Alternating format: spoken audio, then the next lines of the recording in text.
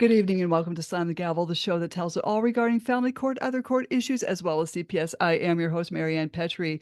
This episode of Slam the Gavel is sponsored by CPS Protect Consulting Services. Child Protective Services cases are among the most frightening experiences any parent can endure. Don't face them alone. With Urgent Assist by CPS Protect, you get the peace of mind to raise your children as you see fit, and the personalized assistance of their team of expert child welfare consultants, former CPS investigators themselves, right when you need it. Absolutely free at cpsprotect.com/register. And this is available in all 50 states. I have a return guest on. I'm so happy to have Dawn McCarty. She's a cyberologist back on my podcast. She was last on season 4, episodes 62, 74, and 123. The last time we talked about cyber creeps and how really they can affect your life and the lives of your children. And recently, Dawn has gotten promoted to Enterprise Security Segment Info Security Officer, SISO. So I congratulate you on that, Dawn. Welcome to Slam the Gavel back again. Hey, thank you so much. Appreciate that intro. Love being here. I could just be a recurring guest anytime you want Oh, you because are. we have so much fun. Oh, we do. Yeah, We do. We have a lot to talk about because we have to create, this situational awareness that people don't realize. Like, even when you're walking to your car from a grocery store, you don't know who's watching you. Yeah, I hate to be exactly. dismal Yeah. all the time, but you know, But we do need to put that awareness out there because where are most of our noses these days? Our noses are in our phones. We're not right. even paying attention to 3 feet around us, let alone 20 feet or 50 yards away. What is going on around us? And there's accidents that are happening with people that aren't paying attention when they're walking across the road, for example, Hmm. or not paying attention to who's in the close vicinity of you could also pose some danger because it shows that you are probably a good target to anybody that has some nefarious kind of ideas and they're looking for someone like someone we've been talking about a little bit lately in Hmm. some of the other work that I've been doing, the forensic document examination. We've been talking about BTK, and who was Dennis Rader. He was the serial killer that really stalked his victims. He trolled them. The word he used is, I was trolling my next victim. So what do we do on the internet today? We see a lot of trolling going on. And while they're not BTKs, it's just the same kind of Hmm. situation that we all need to be aware of, whether you're walking out in public or if you're on the internet. If you've got some weird things going on your feed, you need to take control of that and put an end to it. Stop it, block them. It's okay to block people. You don't have to have people following you. If they're not aligned with what your purpose is, then you don't need them on your feed. They can move on to something else, and hopefully they'll Yeah, find something they really actually enjoy rather than trolling because it's not exactly. not a positive thing that they're doing. Oh, definitely. I remember when I bought my farmhouse in 2005, I was working as a nurse, but I put my house key under a rock, kind of a little bit far away Mhm. from the steps. Okay. And I told my best friend that, this is what I did. And she said, "Don't you know about the BTK?" I said, "What's that?" And she said, "Bind, torture, kill." Don't, she says, "Get that key out of there and just keep it in your house or give it Keep it to on you. keep it on you." Yeah. So she yelled at me for that. And I totally did what she said. I'm glad. Nothing worse than That's coming home to your home and there's someone else in there.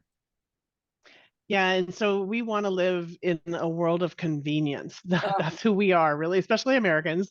We we really love our convenience, and you want to be able to allow somebody in the house, like maybe someone's coming over to feed your dogs. Best way to let them in is to, hide the key underneath the doormat or the rock or but that is the exact same location that people like BTK are going to go and look. They're going to turn over every single rock, every single statue. They're going to look under anything that Ooh, they can yeah. pick up. So, and they're going to look behind things if and probably going to take some time to watch you Mm, first. So they may not even have to look that hard. If they've done their homework and like BTK calls it that trolling and stalking his victim, he's mhm. going to know exactly where that key is. He's going to know Right. your habits. He's going to watch what you do, when you leave, who's coming and going. And that's not just him, any cyber creep or criminal, anybody out there that has nefarious um, what's the word I'm looking for? Thoughts or Yes. intentions. Criminal You know, intention. Yeah.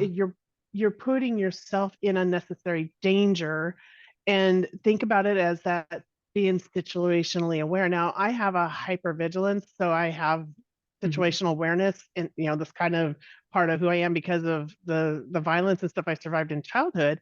But that really kind of applies to what I'm teaching today in security and trying to keep people safe online, trying to keep people safe when they're not online and they're still carrying their phones, they're still out there engaging in the real world, but that digital world is so close and so tempting to pay more attention to that than your immediate surroundings. So you got to think about what people can watch you do Mhm. online or off. They Oh, see what you're doing yeah. online and they control you there. They see what you're doing in person and they can stalk you there and they can learn about your habits. And that's what BTK's MO was. He did his homework. He took time to evaluate and assess the situation to find out, that could be my next potential victim. So he would troll them. He would find out what time they left for work in the morning, who was going to be home during the day, what time were they going to come home, so that he could get inside Mhm. and surprise his victim. And Mhm. a lot of his victims fell to that because they were home alone, and some of them actually, one of them got away from him and still lived because he didn't anticipate his victim bringing someone with her. And Oh, it was actually her brother that came home with her, and he didn't anticipate that, but he was already inside. He was already planning oh, to, that's mm. commit his crimes against her, and had to adjust because the brother came home. So Wow. being unpredictable is actually a lot safer, Mhm. which means don't hide your key under a rock or a statue, and don't put it on a little metal case thing that goes underneath your car, because they'll look there too.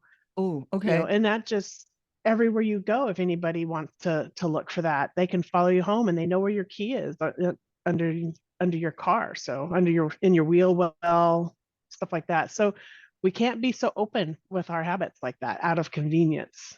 Oh, that's a good point. What do you think of these door locks where you just type in your code and then you open your door? I actually like that over putting your key on under a mat or something. That Mm, is definitely easier if you want to allow someone in. However, you have to remember, who are you allowing in? How many times have you shared it? Because if you're sharing it with one person that you trust, that's fine. But if mm, you gave it to the painters, if you gave it to the repairman that's coming over to fix your sink, mm-mm. if you gave it to your neighbor to let your dogs out, now you've given it to too many people. It's like sharing a password. So your door lock is like your password. It is the gateway to everything.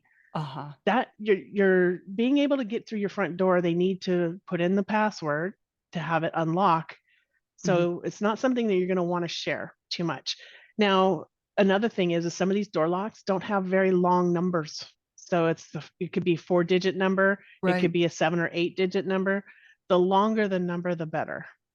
Hmm. And again, we are creatures of convenience, and we don't want to put in an 8, 9, 10, 11, 12 long password or number sequence. We want to go for the 4 because it's quick and easy. Well, if it's quick and easy for you, it's quick and easy for them too.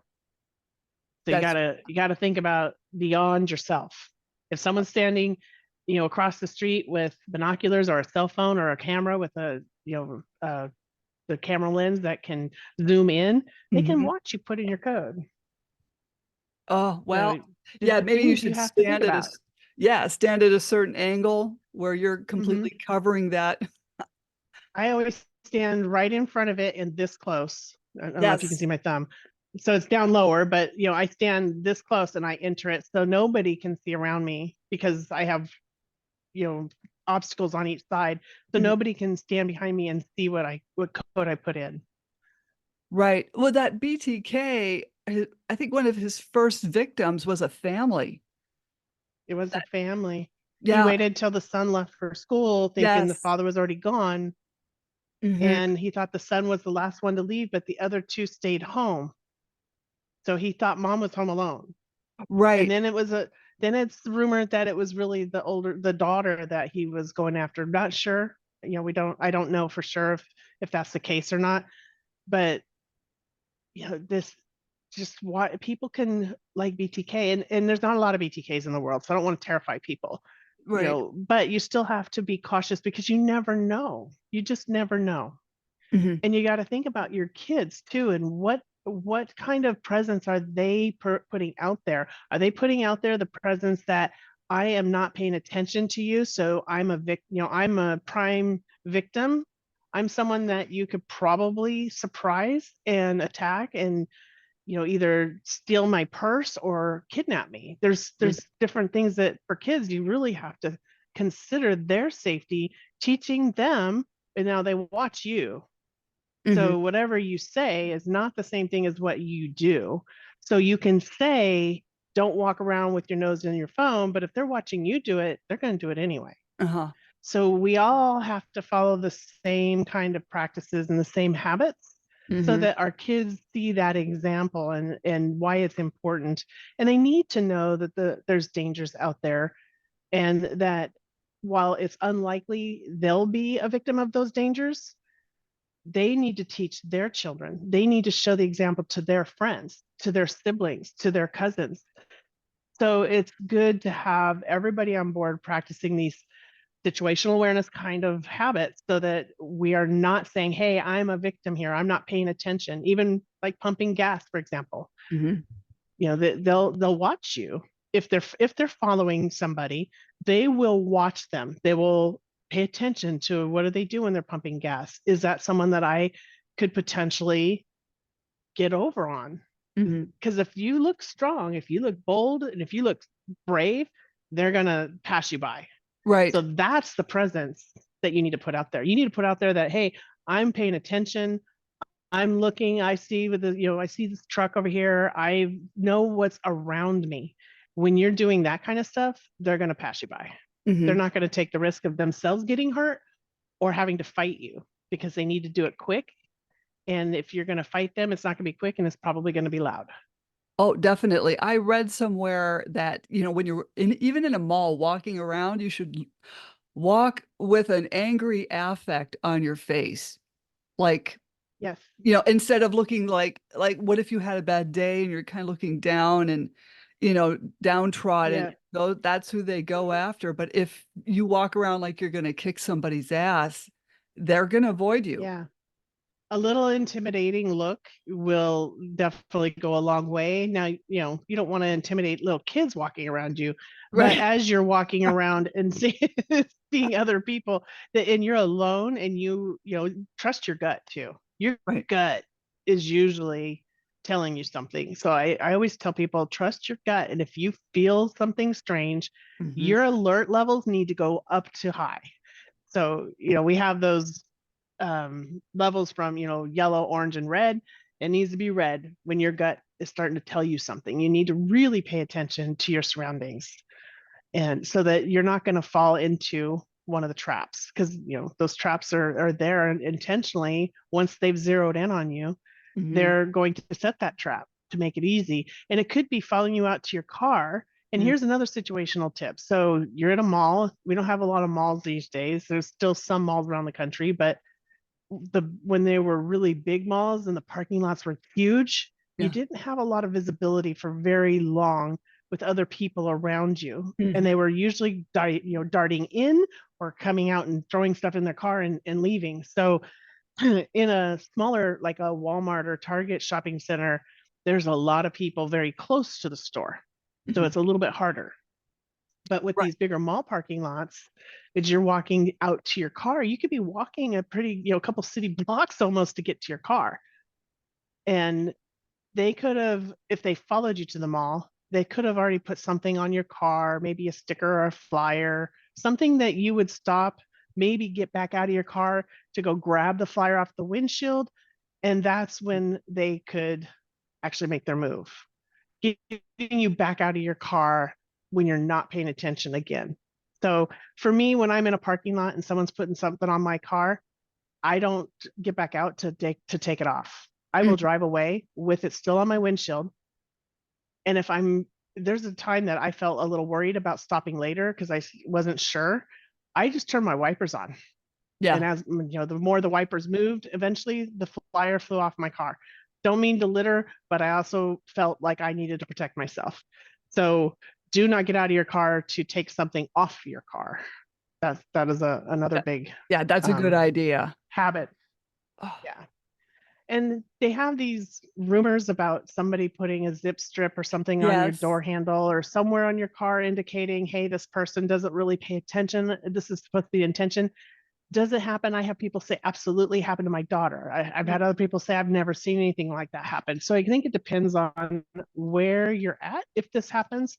So when something is on your car, how often do you get in your car, Marianne, and know, well, nothing is attached to my gas tank. I don't have any zip strips on my car antenna. Did you Mhm. walk around your car before you got in it? I observed the Chances are car. we don't. Yeah, sometimes you don't, if you have a lot of groceries or you just want to get home. But I always look at my outside rear view mirror to see if there is something on there because I heard Mhm. about these zip ties. And then I quickly get in the car and lock it immediately. Yeah, that's good. That's a good habit too. So we don't necessarily, and these days with the newer cars, we don't have the same handles that they Right. could put a zip strip on. So with the newer models, that's not going to happen. But we do still have the antennas. We have the wiper blade on the back rear view mirror on the SUVs, Oh, not the yeah. mirror, the window on the SUVs. Right. That's another place that they could put something. Mhm. So just being aware of your changes to your vehicle. I'm not saying you have to walk around your vehicle every single time, but when you get in and out of your vehicle, you need to have your head up. You need to be looking around when you're Mhm. walking in and out of the store. Don't be on your phone with your earbuds, Right. totally zoned out from the world, because that makes you a prime target. Oh, I agree. You know, I watch these people just walk into the store and they're on their phone. It's like, give it a break. Just put it in your pocket and just focus on what you're doing. Then pull Yes. out the Yeah. grocery list when you get in there. I don't know, but people just aren't vigilant. They're not vigilant. Well, we're so connected, and that connection, you get a dose of dopamine every time you get a like on Facebook or something Yeah. like, especially with kids. Yeah. So they're drawn to pay more attention to the online world, and I call this our doppelganger.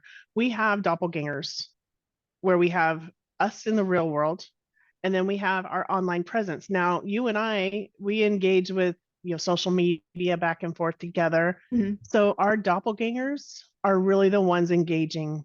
When you like my post, I like your post. That's my online persona. That's your online persona. So you have this second world that we kind of get drawn into, and sometimes we forget to disconnect. Mhm. And we need to disconnect so that we can reconnect to our real world life and our surroundings. Because no matter what technology does, no matter how much AI or anything else like that takes over a lot of our tasks and automating a lot of our processes, we as human beings are not AI, and Mm. it cannot control our real world. We need to control that. We need to make sure that we are in the present moment when we're out there in public so that we can be safe, so we can see what's going on and teach your kids. Your kids may not be able to assess danger if you don't teach them. Mhm. We often say they don't grow up until they're 25 years old, but if you teach them the whys, I'm Mhm. big on whys, totally big on whys. I raised my kids with whys, and now you can't pull one over on my kids. They catch Right. me before I even get the first sentence out. Right. So, but I taught them the why. Why can't you be online after dark? Why can't you be on your phone in bed at night? I tell them why. It's not because I want to be the authoritarian and say because I said so and I'm making the rules. That no longer applies in the technology world. If you're telling your kids because I said so, you're disconnecting from them and they're going to figure out ways to do it anyway. But now they don't have you to rely on because you just became enemy. Mm, You're enemy number one now because you're taking away something that they almost have an entitlement to. mm, We can't take away their devices. We cannot take away their technology because they need that to stay up to speed and up to date and current with their peers. mhm, It is the way of their world. Their world includes technology. So when we take that away from them, we're really taking away their ability to grow and be who they are going to be when they become adults. mhm, So the better way for teaching your kids how to be aware and assess situations is to teach them the why. mhm, Because we have BTKs out there, and I don't teach kids that because we don't want to terrify kids about that. But we as parents are the ones that have to keep them safe and secure. So we might think about situations like that, but how, we need to teach our children how they can be situationally aware because we have bad people in the world. And your goal is to keep them safe so that they come home every night. And that's because you love them.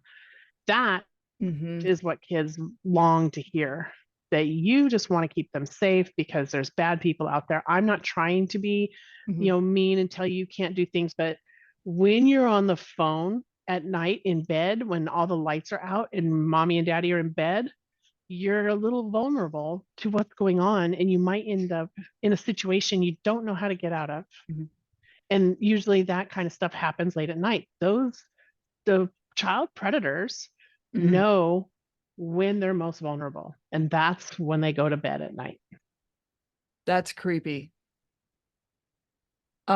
When Yep, I they plan, but the norm is for them, for these kids. They understand how kids work probably as good or better than the parents sometimes. mhm, mhm. Well, yeah, I spent many summers with my grandmother, and she was Italian, and she would really scare me. She would say, never walk in a desolate area. Always be around people when you're Mhm. walking. Don't take some shortcut where there's nobody around. Then there will be no one there Don't to walk hear down an alley. you, right? Yeah, there will be no one there to hear you scream. That's situational awareness. Yes, and I Hmm. mean, she scared me, but that's that's how, she explained it though. I mean, it's scary, but I had to know this. Yeah, and unfortunately, we cannot protect our kids from the scare. Yeah. Unfortunately, with this duality in our world, we dance with this duality all the time, where they're not safe out there on their own walking down an alley, and they're also not safe being online unsupervised. Uh-huh. It's really difficult for an adult who's over the age of 25 who has completed their frontal lobe. So if you know how the brain works, it grows from the back to the front. Mhm. So as you're born, your a lot of your brain has developed, but this frontal lobe section hasn't fully developed. And that's our decision making. That's where we take cautions and we're not spontaneous because we can think through things, but we can't do that as children Mhm. because they just haven't had that development yet. However, they can learn how to assess and analyze. And when we teach them those skills, it gives them a little bit more capability of understanding the dangers in the meantime while their brain is still developing. So we have to tell them why. If we're not telling them why, we're sending them out there without any protection at all. Mhm. And that's dangerous. The best protection you can give your kids is to talk to them and tell them the truth. Mhm. Tell them about the dangers. Tell them about your concerns. We don't want to terrorize or terrify, like I said, and we don't want parents to be too overbearing or too overwhelming with this, but we do have to start telling our children why we're concerned as parents. Mhm. And that will also keep them coming back to you Mhm. instead of going to Uncle Google or Aunt Alexa. or Right. even scarier, some child predator who has the sympathy just oozing out and just pouring it into your child. Mhm. Yeah, that in itself is so creepy. But when Mm-hmm. you've been kind of raised by your Italian grandmother, if anyone can relate, she gave me other scary stories. Like I mentioned going to the movies, and I didn't have anyone to go with. And then she gave me a scenario of how someone could abduct me from a theater if I was by myself. And that scared the hell out of me. So I did Yeah. go to obviously miss that movie. Well, and that's actually a simple thing to do when you think about these kids who don't understand the danger of a grown person coming up to them, stranger, saying, "Hey, I'm gonna buy some popcorn. I'll buy you some too. Would you want to come with me?" Mm-hmm. How many kids would say, "Yeah, I want some popcorn"? Now, if we don't teach them, a grown person shouldn't come and approach you and ask you for, to come with Yeah. them. They should never ask you to rescue their dog. They should never offer you candy. Those are all things that are wrong. Those messages will help them think, Mom said this was not right. Mm-hmm. And you give them a little bit of a chance there to escape something potentially dangerous. So we have to give them those chances. We have to give them we have to arm them however we can without making them afraid of the world. Right. Confidence in Mm-hmm. themselves to, Confidence. Yeah. to reject I can someone, ask for help. I can right? say no. Right. And I yeah, don't right. have to give someone a hug. If I don't feel comfortable, I don't have to give them a hug. Those are important things to teach children, that just because an adult says, I want a hug, does not mean they have to do it. We should not be teaching them that they have to do it because an adult said so. Because we don't know what adults they're running into now online. Oh, It well, this, crosses over. right. This stuff crosses from the real world right on over into the digital world. Oh, man. It also, people need to raise their kids telling them all the stuff. There's so much you have to pack information into your kids so that nothing bad happens to them. Because I was at the pool, this is a long time ago when my boys were little running around, and there was an older kid at the pool. I don't know if I had told you this a long time ago, but he would go into where, the locker room area was, and my boys went to use the bathroom, so I'm timing them. And I went to the lifeguard and I said, is that kid okay? He says, he's kind of off. He lives with his grandparents. And then my kid zoomed back out. So I know nothing happened, but I warned them that I don't trust this person. Mm-hmm. And your gut instinct too is something that you should be listening to. So it's good that you Yeah. did ask somebody, hey, what do you know about that person? Just because it's either confirmation of it being dangerous or confirmation that, okay, no, we're good. So it's always good to listen and ask. And, sometimes you might have to go into that bathroom and just check to make sure your kids are safe if you really feel like they're in danger. Hmm. We can't be afraid of these, invisible boundaries sometimes when it comes to protecting our kids. And an invisible boundary also applies to, oh, that's someone else's kid. But if someone else's kid is in danger, are you going to cross the invisible boundary to help protect that kid? Hmm. Or even an adult for that matter. Are we going to be stand up allies for children or individuals? Or are we going to be bystanders and let something happen? And it's a hard choice because you don't know, am I getting into something that is none of my business and it's not dangerous? Am I overreacting and thinking that offends me? Or is it something so dangerous that you're worried about getting harmed yourself? Those are legitimate thoughts. Hmm. And we have to be safe ourselves as well. So, just having options Hmm. is our best ally, and giving our kids options, knowing that, hey, if I'm not around and you feel Hmm. uncomfortable about somebody, you need to look around for another mommy or daddy Hmm. because they're probably going to be safe, and they can go to them and say, I don't feel safe, there's somebody over there that has got me creeped out a little bit. And so they have the knowledge on how to get out of a situation and not feel like this person's telling everybody they're my dad when they're not my dad, or, anything like that. They want me to go help them with their dog. And, kids are sympathetic. Kids Oh, are yeah. empathetic when it comes, especially to animals. They want to see the puppy. How many kids do you see Mhm. go by? I want to pet the puppy. Oh, That's that's a innocent power that they have. hmm. And a grown person should never ask them to do something like that. So, one, empower your children to know that, and also empower them to know how they can find an adult that will be safe. And Mm, that could be a police officer, it could be a teacher, it could be someone at the park that has children.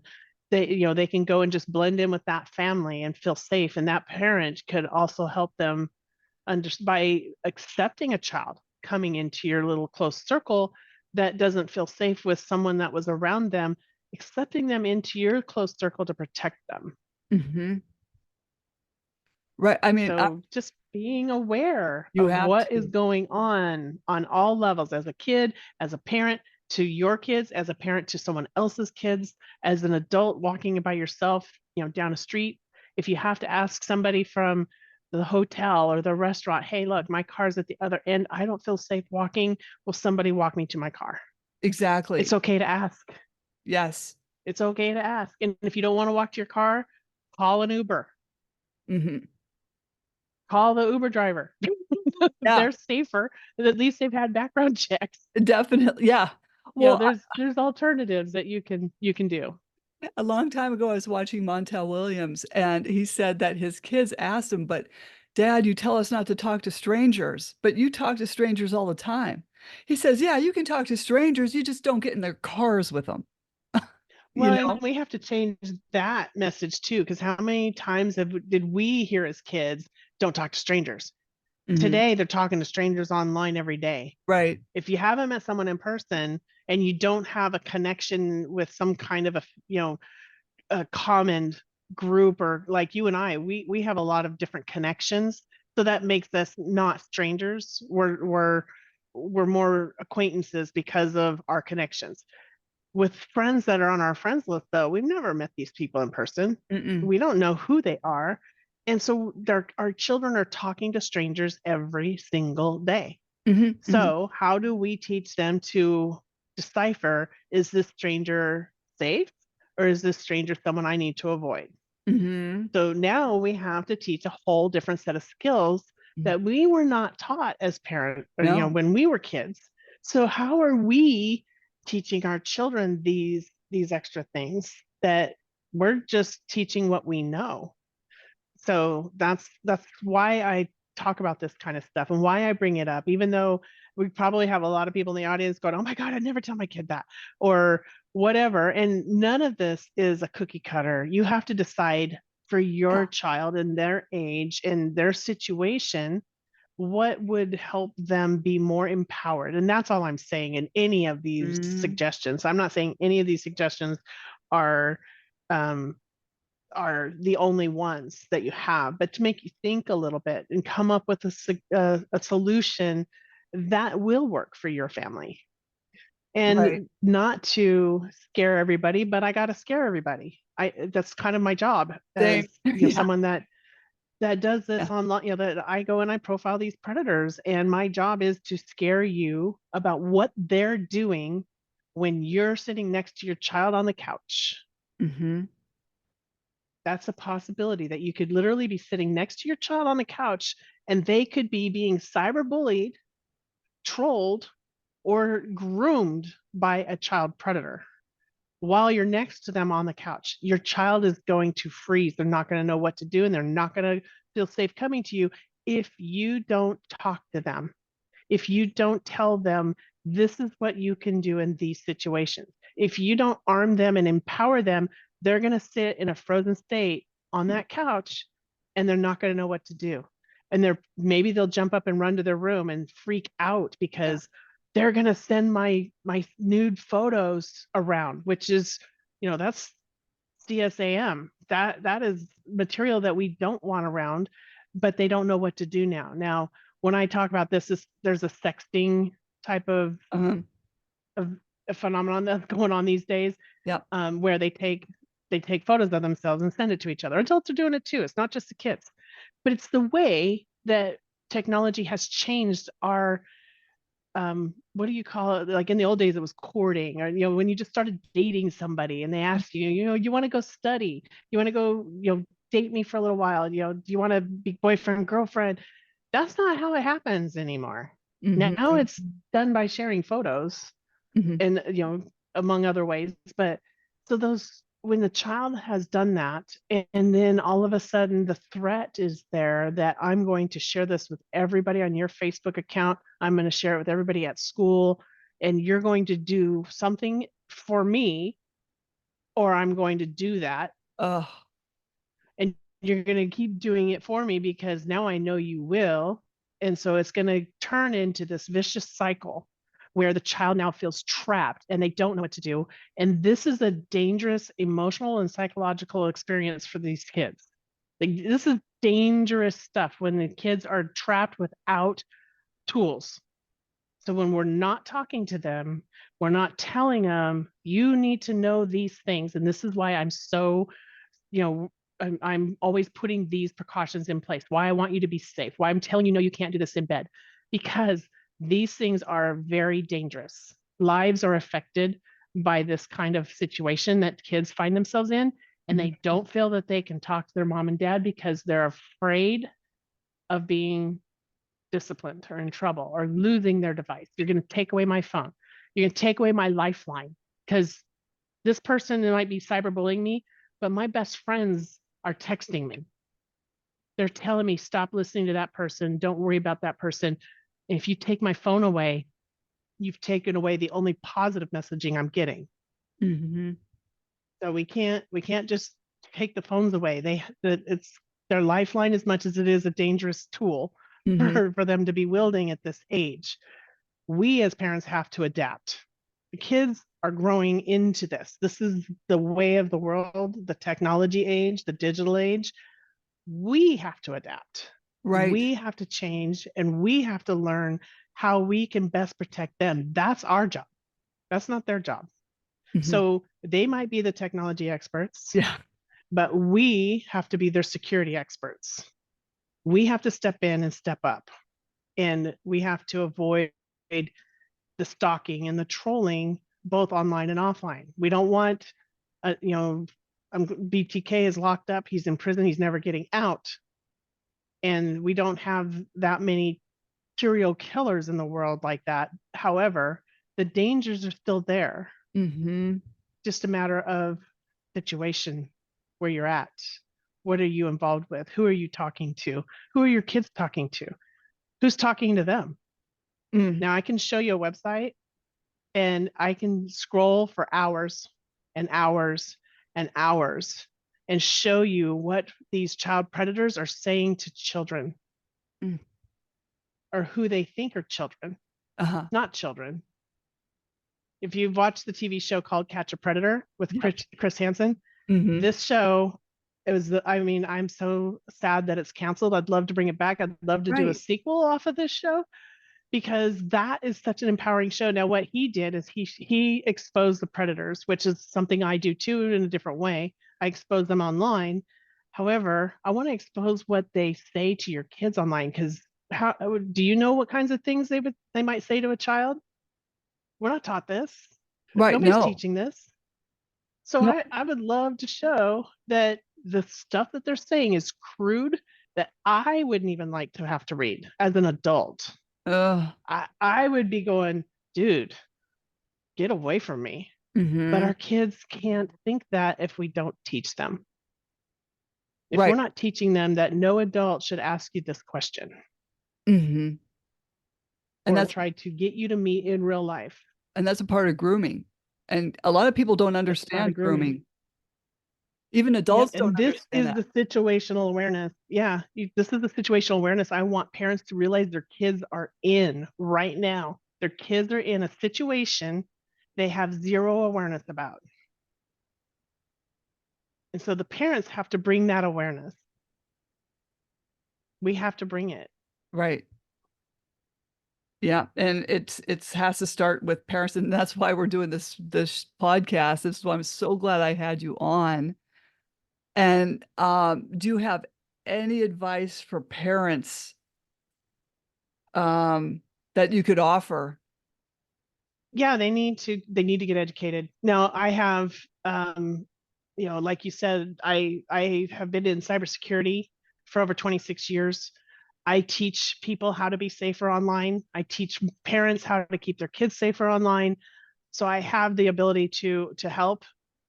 So I need them to reach out to me if they need help with their kids. I might do a couple more courses.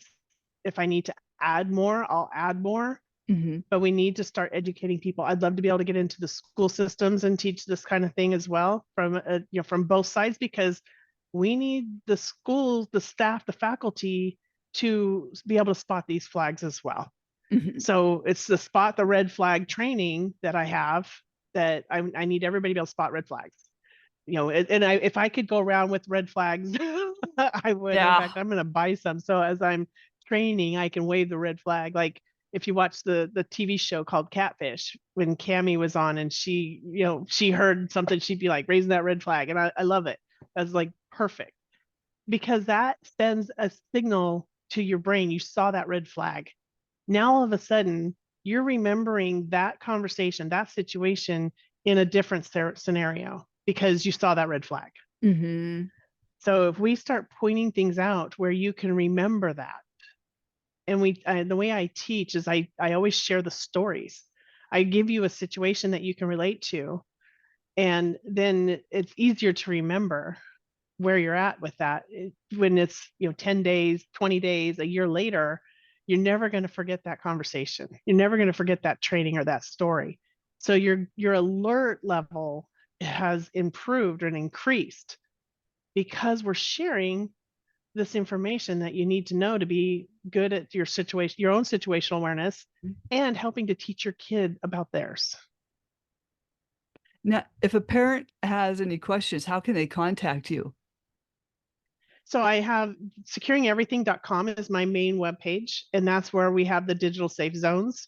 So we have all different kinds of zones in there, depending on what area that we're going to be teaching in. There's a contact form there that they can fill out. They can send that in. I'm on Facebook. I'm on LinkedIn. I'm on Twitter, YouTube. So there's other areas depending on what their favorite. And probably the best place to get to all these links would be the linked tree, linktree.com, or no, it's linktr.ee. You know which one I'm talking about? Yeah. Linktree. So there, if you go to /Dawn McCarty, Uh-huh. that's my link tree. Okay. So if we can put that in there, we can put that in the description below. Yeah, definitely. I can put it in the podcast notes, no problem. But I'd like to have you back on Yeah, that'd be again. awesome. And Yep, I would love to. your information is invaluable. I'm just so glad I met you. I'm so glad that I have the opportunity to share and talk about this. And I think it's very important for me to get myself out there and open my mouth, Mhm. because behind a corporate wall, I'm not helping individuals. So that's why I do this. I still work for corporate America. I'm still an information security officer in corporate America. And I need to do this outside of corporate America in my own time, because that's what just makes me very happy to see other people say, oh my gosh, I get it. I love seeing that moment when they realize, aha, I do need to teach my kids this. And I love it when I can see a struggling family who has low communication because of the frustrations between the technology parenting gap, where Mhm. parents don't have the technology know-how and the kids do, and the kids like, I'm not even listening to you because you don't know what you're talking about, mom. So Mm. I love to see it when I can empower mom and parents in general, any parent, to build their confidence, Mhm. build that connection, and establish that confidence. And that's my methodology. That's what I'm teaching parents. Those three things: connection, confidence, and communication. And when they can communicate with their kids about technology, but more than technology, security, now all of a sudden the kids are like, oh, I didn't think of that. Now you have a little leverage back over them in a good way, not Mhm. not in a struggling way. But when I can see parents having con, productive communication, I have a communication model that I share with parents that are struggling with being able to communicate with their kids. And what it entails is bringing those kids into the conversation, removing the label of you're my child and I'm your parent. Get rid of the labels. The labels don't matter on the internet. Mhm. Doesn't Mhm. matter. You can't see the other person on the other side anyway. So why does the label Yeah. matter? So when your kid is online, you being the parent offline doesn't make any difference to them. So we got to come into the center and we've got to remove those labels. And now you're a family who needs to have a good security method in place. And that's what I teach. I teach those families that have been struggling how to communicate with their together so that they can make decisions together. So there's no more, I'm saying this, I'm saying that, and you just have to do it. You're going to give your kids a voice. You're going to allow your kids to teach you what they know. And then you're going to say, okay, I hear you there. I understand that that's something you need because that's what everybody is doing. I get that. So, but what I want to add to that is we have to put it in place securely. So we're going to discuss how do we do that? How do we say, okay, you want to use Discord? Let's say, for example, a kid wants to use Discord. Discord's a dangerous place for unsupervised kids. To Mm. put your kid on Discord, Rumble, any of these, and not Rumble, now I just lost the word because I said Rumble. There's all these different platforms Mhm. that kids can go on. They can play games, they can communicate. There might just be a chat channel. There's all different places. And if you tell your kids you can't use any of those, they're going to figure out ways to go use them. So you need to help them say, okay, I really want to use Discord because this is where my friends play every weekend and I really want to play with my friends. Now you can establish that those are friends that they know. You can talk to their parents. You can work with this. So Mhm. don't tell them no. Tell them, okay, let's figure out how we can make it safe for you to use Discord without being in chat rooms with dangerous people that we don't want them in. We want to keep them Oh, out of yeah. those. But can they use Discord safely and with strict guidelines and boundaries? Like, look, I'm going to allow you to use Discord, but you're also going to commit to following these rules. So you have an equal exchange here where your kids are included and you're also going to allow them to help create that security. Mm. Because what do we want to teach kids? How to be secure. So Well, they're going to teach you technology, you're going to teach them security. And you're going to come together as a family, not as a mother and a child or a father and a child, as a family to figure out how you're going to set up your home security so that they can be on Discord safely mhm. and they can enjoy spending the weekend with their friends. And they're not going to get bullied because their friends are going to tease them saying your mom won't let you online. Ha ha ha. That is just how kids are. Right. So Right. we're going to eliminate a lot of things by understanding what Discord is and how you can make it safe. Mhm. Mhm. So we can't just say no to everything because they're going to be True. left behind. Good point. No, that's a good point. Yeah. Yeah. You gotta pick your battles for sure. Definitely. But no, It's thanks. hard. I raised two kids through this and I had to figure it out before Oh, we had parent controls. We didn't have any of that. And I think we no. had Rufus the dog or some kind of red dog that we could use to scan. But we didn't have all these tools and gadgets and stuff we No. have today. No, So I had to figure it out the hard way. I came home and my son was splicing open. He broke into his Xbox and he spliced a hard drive to it. And I'm like, what are you doing? And he was like, I needed extra hard drive space to play this game. I'm like, Oh my and where did God. you learn that? And he actually said, from watching you. Uh, He dug through my all of the because I used to build computers, so I had all the belts and I had all the little things that he needed to be able to do that. So he just dug through that until he found what he needed and he figured it out himself. He was 14, Smarty 14, pants. Yeah. and that was a while ago. So now Yeah. they have all kinds of YouTube videos and all kinds of channels out there now on all these platforms that'll tell them how to do things that you may not want them doing. That No. wasn't a bad thing, Oh my. but it could have been. Yeah, definitely. He also installed his own VPN and played with his friends in Korea. I didn't know about it. We didn't have the ability to see what was connected to our Wi-Fi at that point. Oh. Well, yeah, they know more than we do. So tools are better. Yeah.